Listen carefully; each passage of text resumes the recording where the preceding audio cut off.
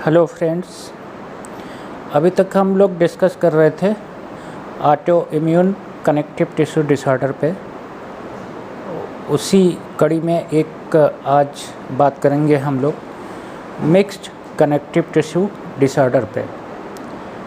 Mixed connective tissue disorder का जो patient होता है उसमें कई ऑटो इम्यून डिजीज़ के सिम्टम आते हैं। जैसे पेशेंट में लिमिटेड स्क्लेरोडर्मा के भी सिम्टम आते हैं, पॉलीमायोसाइटिस, एसिली और रोमेटॉइड आर्थराइटिस के भी सिम्टम आते हैं। और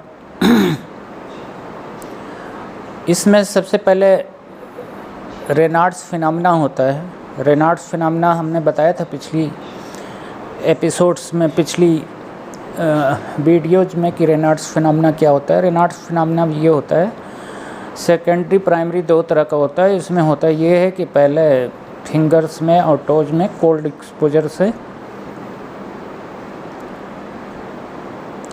वैसोकॉन्स्ट्रिक्शन होता है जिससे वाइटिस हो जाती हैं फिंगर्स, फिर इस्चीमिया की वजह से ब्लू हो जाती हैं और फिर हाइपरेमिया होता है जिससे रेड हो जाती हैं। ये एपिसोड सबसे पहले होता है।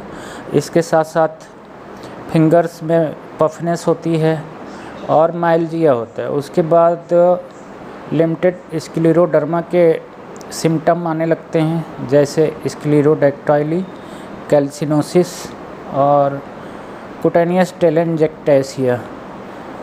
पिछले वीडियोज में मैंने बताया था दो चीज़ें होती हैं, टेलेंजेक्टेसिया और एक्टेसिया। एक्टेसिया कहते हैं जो बिग ब्लड वेसल हैं उनका डायलेटेशन हो जाए तो उसको एक्टेसिया कहते हैं, और स्मॉल ब्लड वेसल का डायलेशन हो तो उसे टेलेंजेक्टेसिया कहते हैं। और इसके साथ साथ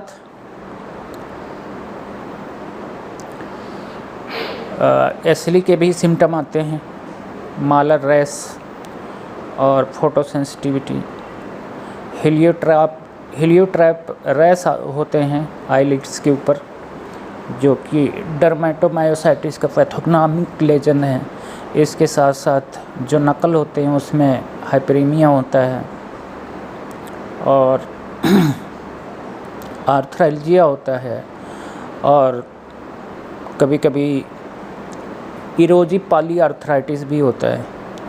इरोजिव मतलब बोन इरोजन होता है, एक्सरे कराएंगे तो उसमें दिखेगा।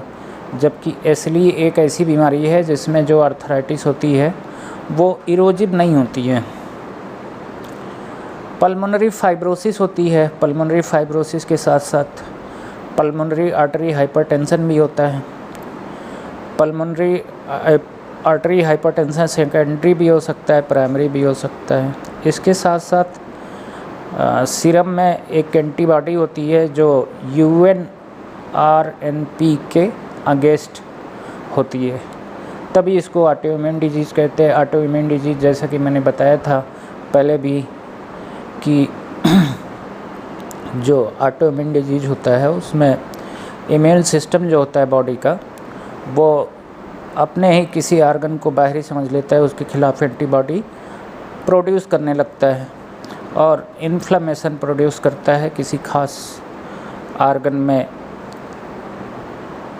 उन्हीं को ऑटो इम्यून डिजीज़ कहते हैं। तो ये भी एक ऑटो इम्यून डिजीज़ है और ये एंटीबॉडीज़ इसमें होती हैं UNRNP के खिलाफ। UNRNP राइबोन्यूक्लियोप्रोटीन है जिसे SNRNP या न्यूक्लियर राइबोन्यूक्लियोप्रोटीन भी कहते हैं।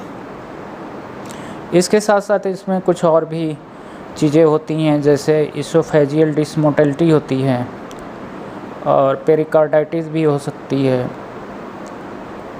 शोगरन सिंड्रोम भी हो जाता है और रीनल इन्वॉल्वमेंट होता है। रीनल इन्वॉल्वमेंट में मेम्ब्रेनस ग्लोमेरुलोनेफ्राइटिस होती है।